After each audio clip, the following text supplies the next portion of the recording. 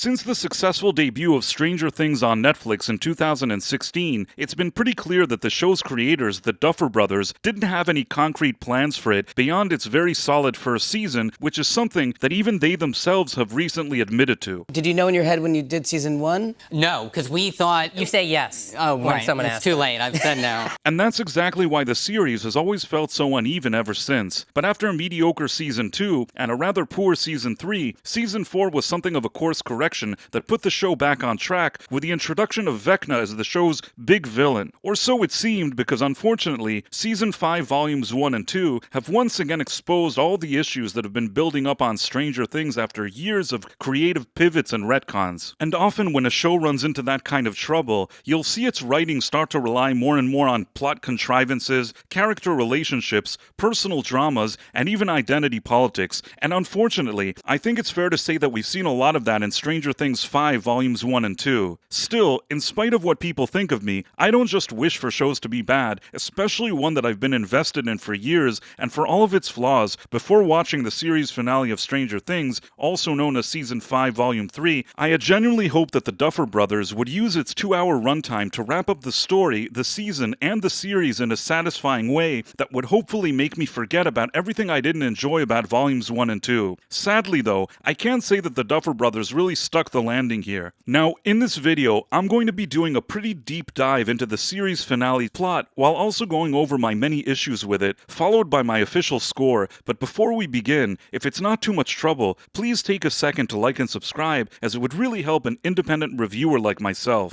Do it. The episode starts off with Grumpy Hamilton showing up on the scene where Nancy Rambo has just taken out a bunch of soldiers that were doing their job in cold blood so that Murray could drive the whole gang into the Upside Down. I mean, Nancy could have asked Kali to use her telepathic powers to make their truck look invisible, sparing the lives of US soldiers in the process, but I suppose it was easier just getting rid of them for some reason. The one soldier that stays alive says he doesn't know how the gate malfunctioned, but Grumpy Hamilton immediately recognizes that it was the kids that did it. Meanwhile, in the Upside Down, the entire team prepares for Vecna's attempt to merge the Abyss with the regular world, all based on a random hunch that Lucas has, which still hasn't really been properly explained aside from that the screenplay needed that to happen. Not to mention that their whole plan of all of them climbing the radio tower doesn't make a whole lot of sense either, because it's extremely risky, dangerous, and illogical. I mean, wouldn't it have made more sense if at least some of them wait on the ground and only climb the tower once it's safe to do so? Anyhow, Mike and Eleven then have the first of too many heart-to-heart conversations that we see in this finale between different characters, where Mike assures her that everything's going to be fine based on pretty much nothing. And once that's out of the way, Eleven, Hopper, Kali, and Murray all head towards Brenner's lab, but the evil soldier guy spots them from afar and decides that his team is going to catch them without calling for backup, which is kind of strange because this would probably be the exact time where you would want to call for backup, given that you know that these two people have superpowers. Anyhow, we then see all the children who are still imprisoned by the naughty tube tree because he needs them to build tunnels or something, and Vecna is also connected to the naughty tube tree so that he can merge the Abyss with the real world. Now, this is kind of an issue here because you can really tell what a retcon over retcon all of this stuff is. In season 1, the Duffer Brothers spent so much time building up the Upside Down, where the Demogorgons came from, but later they introduced the Mind Flayer, and after that they eventually introduced Vecna, and rather than thinking of a more plausible and interesting way to put all of these pieces of the puzzle together, they just keep using patchwork storytelling to change the lore of the show to a point where a whole lot of stuff doesn't even make any sense anymore, even within the show's internal logic. For example, it used to be difficult to breathe in the Upside Down, but now nobody cares about that, so that's no longer an issue. It used to be believed that Vecna was in the Upside Down, but no, he's just sitting in some other place called the Abyss instead. And if the Upside Down is actually just a bridge between the town and the Abyss as we're now being told, then why is it an exact replica of Hawkins? And how exactly do the Demogorgons tie into all of this? The truth is, there's really no good explanation here, and watching the finale scramble with all of these ideas, I couldn't help but feel that all of this is just a bunch of jumbled nonsense. Anyhow, Lucas's little sister Erica, who mostly contributes nothing to this show, is having another heart-to-heart conversation with the local science teacher because we desperately needed to give more screen time to these insignificant characters characters that nobody cares about. Next, the military shows up and now Grumpy Hamilton sees a van with the logo of the radio station. Quite honestly though, one has to wonder, with all of their elaborate plans and with all of their brilliant minds, nobody thought that a van with a logo of the radio station would potentially tip the military off to go to the radio station? I mean, you could have just painted over that logo, right? Anyhow, Anne of Green Gables is really stressed out as she watches over Max, but Robin assures her that everything is great via walkie-talkie. So the gang arrive at this tower, and their whole plan is they're just gonna go up this tower and hope that everything is wonderful, a plan that has always seemed silly to me, but let's not think about that now. Hopper, Elle, and Collie enter the lab that belonged to Brenner, or maybe it's just the replica of the lab that belonged to Brenner, which I admit kind of confuses me, but let's not dwell on that either. And the plan is to throw Elle into the water tank so that she and Collie can take out Vecna together using mind games or something. Now it's Hopper and Elle's turn to have a heart-to-heart, again, where he tells her that it's very important that no matter what happens, they both make it out of there alive, because I'm sure they can both just guarantee that now, right? Elle seems to agree, but she tells Hopper that he can't wake her up or take her out of the tank until Vecna is finally gone. Elle gets into the tank, and Collie is now blindfolded so they could both do their mind thing, and then we have yet another heart-to-heart moment. Again! Now, I had really hoped that after the last episode reveal with Will, where he told every cast member on the show that he was fond of dudes, that the Duffer Brothers would stop focusing on this in the finale and just let the story take center stage, but they just couldn't help themselves, and in this scene, Mike apologizes that he wasn't there for Will when Will was fond of dudes. And the reason why this is especially awkward is in the previous episode, Will also suggested that he was into Mike. And I dare say that in 1987, at this age, if one guy's your best friend that grew up with you, but it suddenly turns out that he's been interested in you romantically for years, it's a pretty difficult thing to process. And much like with Will's announcement in episode 7, this feels awfully forced, as I don't really think that this would be the conversation that they'd be having at this very moment. And at the end of the day, it feels both preachy and contrived. Next, Anne of Green Gables is at the radio station where Max suddenly goes into a trance of sorts, although I'm not 100% sure why, because I don't think they've ever really established that Max can do this unless Vecna is doing it to her, which doesn't seem to be the case here, but never mind. So now all the people are on this tower waiting for the Abyss to arrive, and Murray notifies Jim that there's a whole planet that's about to collapse on them, and all of them seem really surprised, but I don't really understand why they're surprised. Like, what guarantee did they ever have that the Abyss wouldn't touch the tower upon its arrival? But yeah, don't think about it. So Elle, together with Collie and Max, have entered Vecna's mind, but Hopper is now knocking on the tank to signal that the Abyss is coming, but the girls are too busy touring Vecna's life as Henry in high school, where they even see a young Joyce. Back in the real world, Grumpy Hamilton and her soldiers take over the radio station, and while Anne of Green Gables manages to hide behind some closet with sleeping Max, it doesn't look like they can stay there for long. And with the Abyss now crashing into the tower, it's become a dangerous situation for the entire gang. Personally, I think that these kids would be falling off this tower in like 2 seconds, but let's not think about that either. Steve then falls off the tower, and just as it seems like he's going to die, Jonathan does something positive for a change and catches him. And while I'm not saying that a moment where Jonathan saves Steve's life is necessarily bad from a narrative perspective, it just feels like season 5 should have had a much better build-up for this moment, like maybe have Steve and Jonathan get into a heated argument in the previous episode about why Steve's plan is too risky, causing their criticism of each other to become more ugly and personal, versus now when they finally have each other's backs out in the field. Anyhow, thanks to Collie's mind tricks, Elle confronting Vecna, and Max explaining to the kids that Henry is actually the bad guy, the kids agree to run away, but Vecna is able to connect with Elle's mind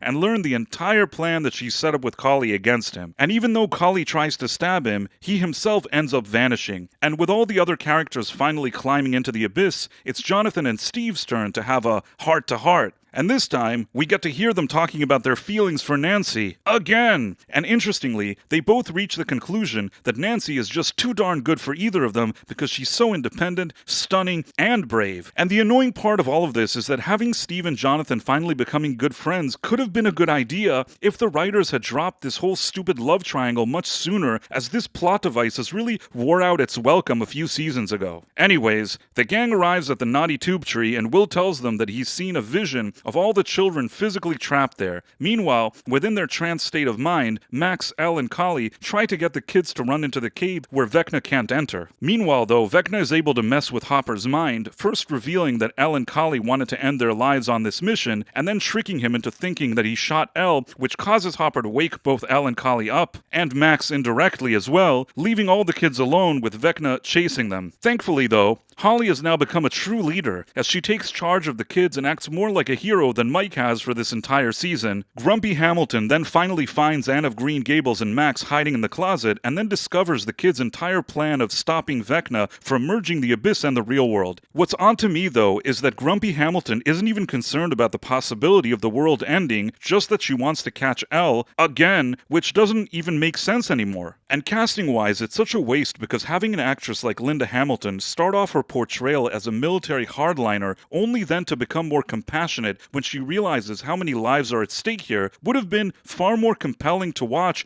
and a better use of Hamilton's acting skills, but whatever. At this point, Hopper confronts Elle and tells her that Vecna told him about her and Kali's plan. Kali then pulls a gun on him, so Hopper then has another heart-to-heart conversation with Elle, again, and Kali finds it so moving that she lowers her weapon. Murray then tells Jim that the military has arrived to capture them. Meanwhile, the kids run into the cave. At this point, though, Vecna grabs Holly, but Derek manages to pull her into the cave. Admittedly, I think Derek is probably one of the only highlights of the season for me, but obviously not enough to save the season itself. Mike then tells Nancy that she can't hog all the weapons to herself, so she gives him a flare gun because he's not a weapons expert like she is.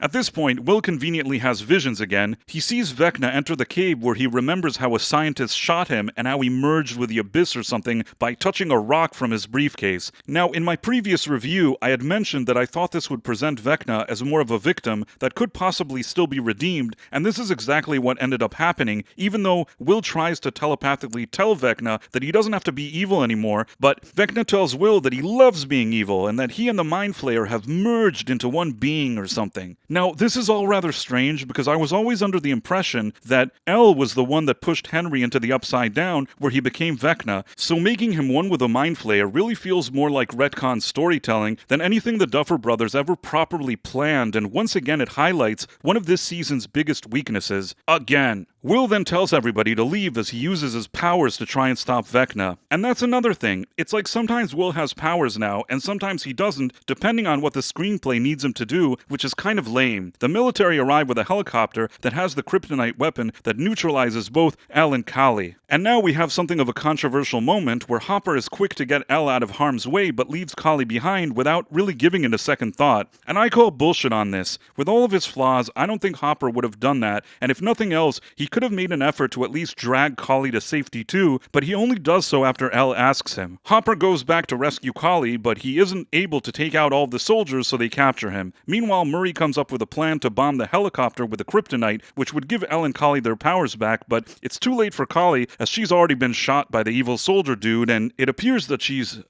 out of the picture? At this point, Elle decides that she could theoretically jump into the Abyss to help the others battle Vecna. But if she could help them battle Vecna there, why didn't she do that to begin with? Yeah, don't think about it. And then Hopper and Elle have a heart-to-heart. Again! And she basically tells him that she's an adult woman now and she can do whatever she wants. And he's like, okay. Because as her father, his thoughts just aren't all that important for some reason. After Vecna tells Will that he loves working with a Mind Flayer, the tree now transforms into the Mind Flayer and starts chasing the gang around. And just as things look very grim, Elle conveniently shows up at the last minute to throw rocks at the Mind Flayer. And I have to ask, just how powerful is Elle? Because if she wasn't strong enough to overtake Vecna earlier, why is she strong enough now to take on the much bigger Mind Flayer? Yeah, don't think about that either. Dustin then comes up with a random idea of how they can help Elle defeat Vecna by attacking the Mind Flayer from different directions. And when they ask who's going to be the bait that lures him away, Nancy Rambo is like, I am, because she's the undeniable big chief girl boss hero of this gang, of course. And after a tense scene of Nancy battling the Mind Flayer pretty much alone, Jonathan finally manages to use a flamethrower to set it on fire. Now, I couldn't help but think that if the children were inside the Mind Flayer, wouldn't this put him in danger? But yeah, let's ignore that too. At this point, the screenplay needs Will to have superpowers again, so he helps deliver the final blow to Vecna and the Mind Flayer, and he's like, I'm not afraid anymore. anymore. And I can only assume that this is in reference to Will telling everybody that he was fond of dudes or something, which is kind of dumb. And now the gang releases all the kids from the naughty tube tree, but it turns out that while severely wounded, Vecna is still alive. So Joyce uses an axe to finish him,